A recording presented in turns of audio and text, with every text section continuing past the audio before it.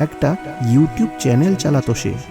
রাত জেগে ভিডিও তৈরি করা, এডিটিং করা, আপলোড করা, এইভাবেই তার দিনরাত এক হতো। কিন্তু একদিন হঠাৎ কোনো একটা কারণে তার চ্যানেলটাই ডিলিট হয়ে গেল।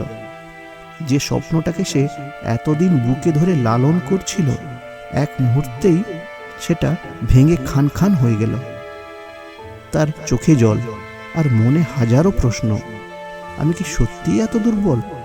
আমি কি এখানেই হার মেনে নেব? সেই রাতটাতে তার চোখে ঘুম আসেনি।